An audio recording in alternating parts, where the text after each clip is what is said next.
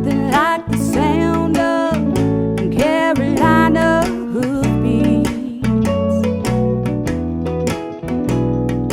Riding down the trail under a big blue sky and pine trees.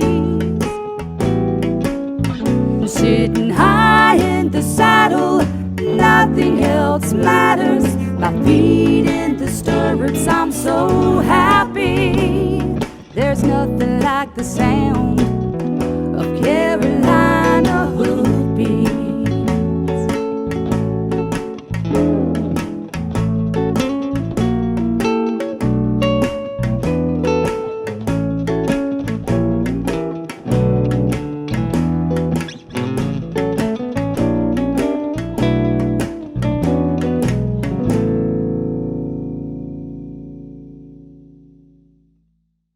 We're in Williamston, North Carolina today at the Bob Martin Agriculture Center, and we're visiting with the North Carolina NBHA State Finals. People behind me are warming up right now to get ready for their competitive event, so stay tuned. I'm going to take you up close and personal. You're going to get to meet some of the champions that have competed all over the world and find out what it's like to be a barrel racer.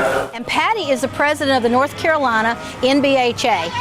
Patty, can you tell us a little bit about the NBHA? I sure can. We are a worldwide organization. We have 20,000 plus members in countries as far away as Italy, Greece, here in the U.S., and Panama. So we are actually barrel racing all over the continent, all over the world. Wow. And what about the North Carolina branch of that? North Carolina branch, we have right at 700 members, right from the East Coast all the way over to the mountains.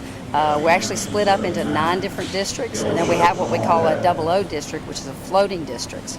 Members have the right to join any district they like. They're divided up into counties to make traveling a little easier. We've got host arenas that actually have district shows for us. They set up a schedule normally at the beginning of the year. We have an average of 15 shows in each district. Running at the district level gets you points that qualify you for a world qualification, right? Which we have our world every year now in Perry, Georgia. It is in the fall, which is like toward the end of October.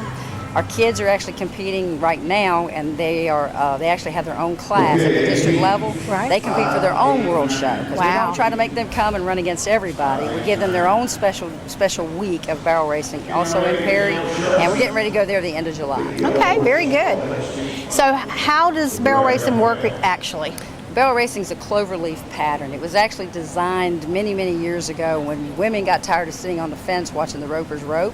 They drug the trash cans out there and just said, watch this, I'm going to make my horse go around it. So they come up with this idyllic pattern. It looks like a cloverleaf if you draw it on paper.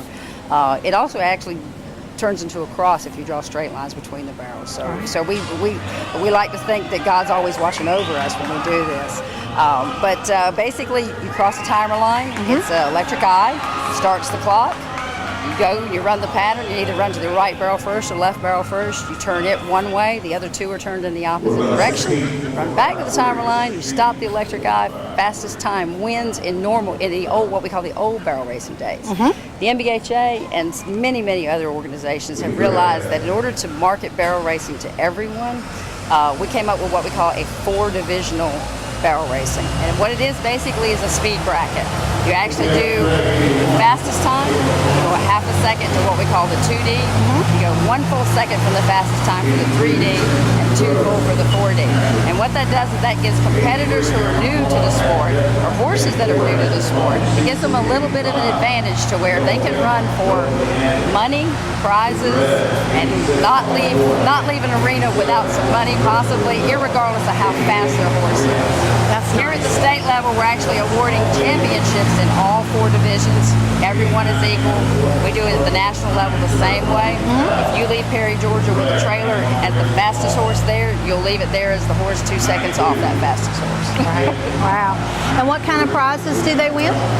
Here at the state show this year, we're giving away Alamo saddles to the divisional winners in our senior class, which is 50 and over, in our youth class, and then in our open class. So we actually have 3 sets of prizes for the 3 different classes. We're giving away gift buckles to the reserves, and we have many, many sponsors this year, thankfully. So we're giving away a lot of their product. Platinum's giving us some stuff. Cowboy Magic's giving us some stuff. So any sponsor who has either given us cash or prizes, we award them their sponsorship based upon that. That's good. And who are some of your other sponsors? I've got K&L Western Store. They're out of Ashburn, North Carolina. They're local. They're actually personal friends of mine. I've got Kurt Leonard with Carolina Bit. He's actually a bit manufacturer, so he can design a bit for you if you're having some issues. Wow. He's a sponsor of ours.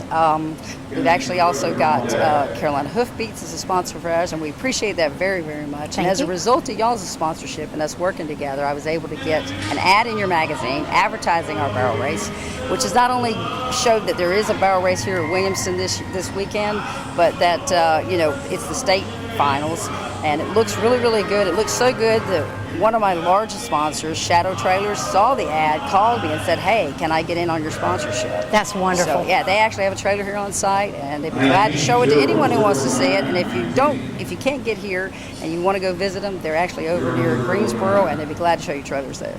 And how many competitors are here this weekend? This weekend, there's a total between all three classes of right at 700.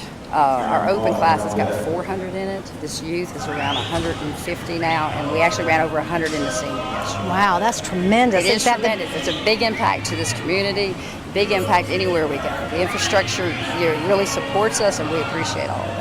Yeah, I know working with the Horse Council, a 3-day horse show with 200 horses can generate as much as $750,000 in one weekend to a community. So a show of this size is really important for the area. It really, really is. And they've done a good job around here of supporting us. When they found out we were here, which it didn't take them long because we infiltrated them, they've actually, because how much longer is it going to last? So they'll be ready, Walmart will be ready to see us leave. I can imagine that anybody would be glad to see you leave. I know that the influx of business has been tremendous. Is this the biggest final that you've done lately? I have done 2 state finals as the state director. This is my second. Last year we were at Arden. The state finals has been occurring here since the NBHA's inception, so this is our 18th year of having state finals in the state of North Carolina. That's awesome. All right, well, thank you. Thank you very much, and I've enjoyed it, and I hope everybody can get to a barrel race near them. And if you're curious as to where one is, be sure and look us up at www.nbhanc.com. Very good. Thank you.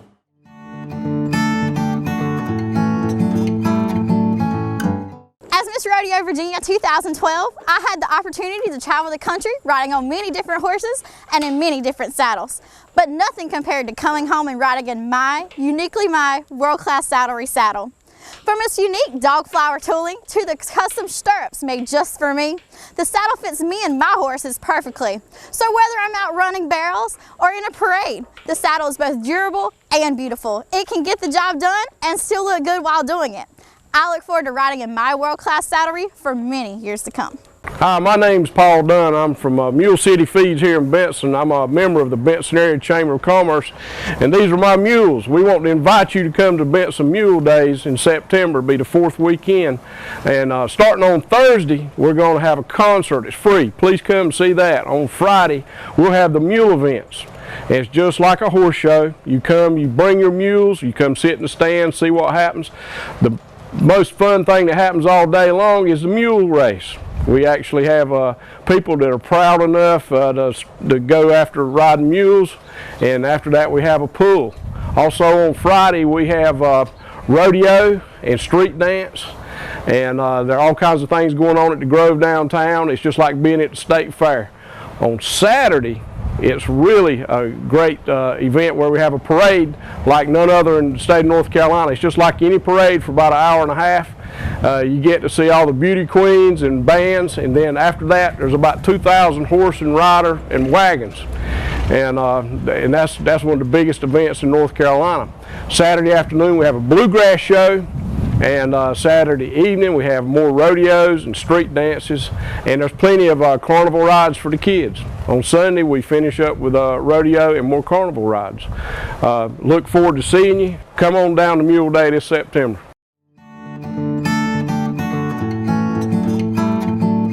Hi, we're here today with Cheyenne Mundy. Cheyenne's from Elm City, North Carolina. She's one of our youth barrel racers. Cheyenne, how old are you? 9. 9, and you've been barrel racing for how long? Since I was 1. Wow, that's a long time. Are you running in the competition this weekend? Yes. Have you won any of the events yet? Yes. Very good. What did you win? I won lots of money. Very good.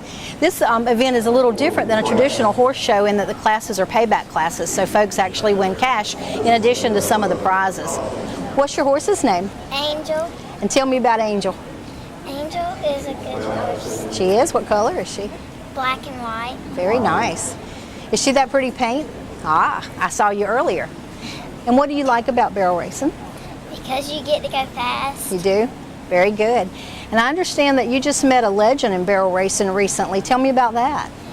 I went to Martha Josie's in Texas. In Texas? And you did a clinic with Martha Josie, or you just went to a race and competed? I went to a race. Oh, very good. And is that who you'd like to grow up to be like, is Martha Josie? Very nice. So when you grow up, are you going to be a barrel racing woman Yes. and be in the pros? I don't know. Well, that's good. I wish you a lot of luck. Thanks for talking to me today. Thank you. My next guest is Marilyn Cunningham. Marilyn's from Garner, North Carolina, and she's won all sorts of championship titles. Can you tell us a little bit about what you've accomplished? I've just been blessed with good horses. I've won a world championship in 2009. 2007, won a regional championship. I've won many state championships and district. I've been very lucky. And very good, obviously. Ah, well, How long have you been barrel racing? about 20 years. And what I started late. Really, what age did you start? Like, I was 40 when I started. that's awesome. So what advice would you give to somebody, say our age, that wanted to start now? Find you a good broke horse and go for it. Very good. And what about this sport draws you in to do barrel racing? It's sort of like the need for speed. It just gets you, it grabs you, you want to go faster, you want to do better. Very good. And tell me a little bit about how it works. What do you look for in a barrel racing horse prospect? You look for a horse that, well, number one, that has a brain and has speed, turn. They're very, very specific type horses. And what breed usually works better? Quarter horses are the best. All mine are quarter horses. Okay, very nice. And you were working at the gate today. What were you doing up there? Checking in. I work most of the shows, That's nice. So you got, which helps me afford to be able to come. yeah, right, right. Pay the expenses. So everybody in the association kind of does volunteer stuff to help and get it all up and rolling. Oh yeah. And you help your competitors. It's a competitive sport, but you still help everyone. Okay. And are you running this weekend? Oh yes, I've already run the senior class. Very good. And this is the state finals for This is the state finals for the year. the North Carolina National Barrel Horse That's Association. correct. Okay, very nice. So what are your goals for the future? I want to win another world title. That's my goal. When do you compete for that again? In October of this year in Perry, Georgia. Perry, Georgia. Very nice. Very nice. Well, thank you for talking with me You're today. very welcome. And good luck with your run. Thank you.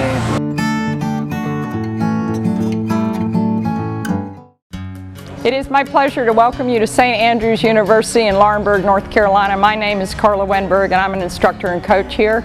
I'd like to invite you to 300 acres of a world-class equestrian facility. We have a dedicated group of instructors that come from the horse industry. They are award-winning in their own right, that teach private and group lessons. We house about 100 to 130 head of horses during the school year, and we have about 170 students that take our equestrian classes. We'd like for you to come visit our facility.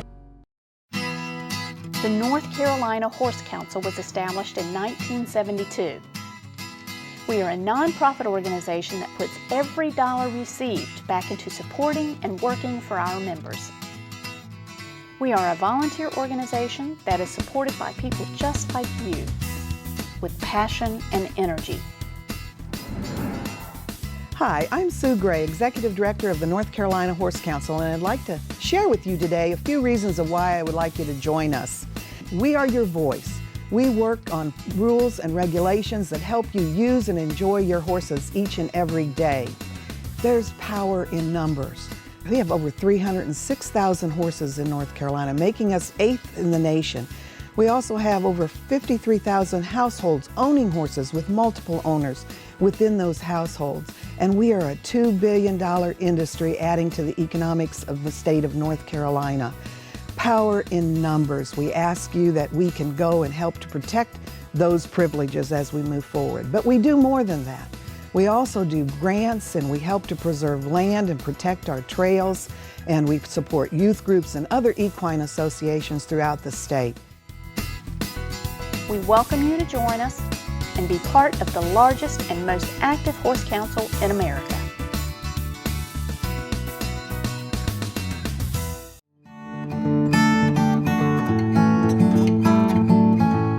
My next guest is Jute Wright. Jute's from Greenville, North Carolina, and he not only trains barrel horses, but he's had a very impressive barrel racing career. Can you tell me a little bit about the career that you've had in barrel racing? Oh yeah, in 2003 we had a black horse named Magic Master Bug, and he won about 28,000 in fraternities. And after that, in 2002, I had a little horse named Lisa Little Rocket. We called him Parrot Man because he had a parrot mouth. And we got second at Fort Smith on him. And he ended up that year winning about $35,000. Wow. And then in 2008, had a horse named Larkin 6 Express. And we used to call him Larkin. And we entered him in a super barrel class where you pay a $5,000 entry fee. Right. And it pays $100,000 to win it, and that year we won it in Memphis, Tennessee. Wow, that's awesome. And I train horses and help customers and stuff out, help them try to tune up on horses and stuff that have a few problems. And once we do that and everything, I try to carry them to do other things where people can ride them and get along with them. Some horses will have a little gait problem, or they're running off a barrel or not turning the barrel, and we try to work with that to find out what's wrong with them. Right. And some horses have teeth problems, the soreness or something. So we end up carrying them to the vet or chiropractor or whatever need to be done to them, and you do maintenance to them so they'll keep going for you. Right. A lot of these horses got to have maintenance. Because they're just like athletes, aren't they? They sprain an ankle or pull a muscle and it hurts, they don't want to work. Exactly. And a horse can't sit and tell you, I got a hurt leg or I'm sore or something. So what you have to try to do is try to figure out what is the problem with it. Right. Why he's acting different. Why he's acting different, why he's causing. So we'll try to figure that problem out. And then once you get that problem out, a lot of times you can fix a problem just by figuring out if that horse is sore, he have ulcers, teeth problem, or anything. And Very then good. a good vet, a good teeth doctor, and a chiropractor works miracles for you. I imagine so. Oh, they do. Kind of like a human. Oh yeah, kind of like human. You know, we as humans, we can say, my arm hurt, my back hurt, my leg hurt, my knee hurt. Right. And we can talk. And when we go to a doctor, we tell the doctor what's wrong. But when we carry these horses to the vet, he has to find out what's wrong with them. Even though you own the horse, he'll ask you, where do you think you got the problem at? And then that's where he'll store it at. And then most of the time you can pick up on that problem. Because I always say a good vet is better than a human doctor. Yeah, definitely. Because a good vet can find a problem with an animal, and an animal can't talk. Right. When we go to the doctor, we tell the doctor basically what's wrong with us. Right. And everything. So it makes a lot of difference in everything. Definitely. And so when you're training them, do you like to start young horses or do you like to work on problems? I love young horses because on a young horse, you can start them, and most of the time, it's like a challenge.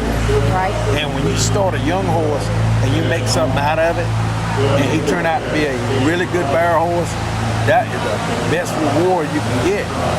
And a lot of problem horses, it ain't so much a problem as a lot of riders don't understand the horse. Right. And they cause the problem. Right. So then that's where somebody like me come in and try to figure out the problem, try to fix the horse for their own. Right. So you kind of got to match up the horse's personality with the rider's skill level too. Exactly. A lot of times what happens is, especially with kids, the parent overpower the kid on some of these horses that got so much power that the kid can't keep up with it. Right. And then they're thinking, well, the horse got a problem. Right. You put your child on the wrong horse. Right. Or too much horse. Some of these horses are so strong, these kids, you're talking about weighing 60 pounds, 80 pounds. They're not strong enough to handle some of these horses. And now some people go to so much bit on a horse, and the bit really don't like, the horse don't like what's in his mouth. Right. And we're trying to handle him and do things with him, and it makes a big difference and stuff. Yeah, I can see, because if the bit's too much bit and it hurts his mouth, you're just going to make him worse. You're not going to make him better. You don't make it better, you make it worse. Right. And then a lot of people got a tendency, instead of go to less bit, to go to more bit and more bit. Well, the stronger you get with a horse, the stronger he gets with you. Right. So what I like to do, I like to have a horse with a soft face. The softer you keep that face, the easier that horse is to handle. Right. And when you ask him to do something, he'll respond with light work. It's the same thing. If you enjoy your job, when you wake up in the morning, you wake up, hey, I'm ready to go. And these horses, if you are not working with them and they don't like what they're doing, every time you get on the back, they'll figure out a way to get out of what they're into. So Right. it makes a lot of difference. Sure, that makes sense. Yeah. Very good. So when you find a horse that's got real potential but it's the wrong rider, you just have to advise people that this might not be the right horse. That's what I generally tell a person. I said, what you might want to do is probably try to find another horse that fit or something. You can either trade it for another horse or try to sell this horse and get the one that do fit the ride. It's so easy to buy because you fall in love, and we call it barn blind, and I know I've certainly been guilty of that a few times in my lifetime. Exactly right, and that's what happened to a lot of people that go out and they'll see, especially kids, they go out and they'll see a beautiful horse. Oh, he's so pretty, but it's not what you need. Right. Pretty is, pretty does. You're right about that. and these kids will fall in love with them. Then you spend big money for this horse, and it's not what that kid needs, and then you got a problem. Where the kid go to the shows, and you're pulling to the shows, the kid don't do anything. And you're mad with the horse, and the only thing the parent think about, well, I paid so much money for this horse and everything, and I'm not getting where I want to go. Well, maybe you bought the wrong horse. So makes sense. Fit the child to what works. It's the same thing about a grown-up. That grown-up need to fit that horse that works for them. Because every horse don't work for everybody. Right. So the best advice for people that are looking to get into barrel racing is to find an experienced trainer and let them help you find the horse that works for you. Exactly right. Yeah. And what works for you. And don't get in a big hurry, because what happened is a lot of people get in such a big hurry, they jump the gun. Right. So if you take your time, because it's not easy to find the horses that fit, so you have to take your time and not get on a rush, and you'll find out what you want. Because you get on a hurry, you're going to throw your money away. Sure. So spend it one time and be happy. Well, it's like any sport, I would guess, that takes you as the rider a while to get good at it. Exactly. So you need to start with a horse that's your skill level, and then you grow. Exactly. Just like any athlete. An athlete, he takes and practices to be good at what he's at. Right. And these horses, a lot of people buy them and then carry them home, and they don't want to do anything with them during the week. Right. But on the weekend, they want to load them up in a horse trailer and carry them to the horse show, and want to, do good. Well, if you don't practice what you do, you'll never be good at it. That's true. Very true. If you want to be good, you practice. All right. Well, I appreciate you taking time Yes, out of your ma'am. day today, and good luck with your run today. Thank you. Thank I need you. it. All right. Who knew? There's a barrel race nearby us somewhere every week. And as they say in the barrel racing world, ride it like you stole it. And remember, there's nothing like the sound of Carolina Hoofbeats. This episode of Carolina Hoofbeats TV was made possible in part by funding received from the North Carolina Horse Council, a North Carolina nonprofit corporation dedicated to representing and furthering the common interest of the entire equine industry in all 100 counties of North Carolina. Carolina Hoofbeats is brought to you in part by Newcomb Quarter Horses. Newcomb Quarter Horses with over 40 years experience. Find out how we can help you today. NewcombQuarterHorses.net. And by World Class Saddlery. Custom saddles, repairs, custom tack, and personal leather items. Find out more at worldclasssaddlery.com. And also by Southeast Equine Magazine, a free publication about the horse industry in the southern United States. Catch up on the latest issue at equinemonthly.com. Thank you for watching Carolina Hoofbeats TV. Join us on WHIG TV every Sunday at 7:30 p.m. or watch us anytime at carolinahoofbeatstv.com. Sitting high in the saddle, nothing else matters. My feet in the stirrups, I'm so happy. There's nothing like the sound of Carolina Hoofbeats.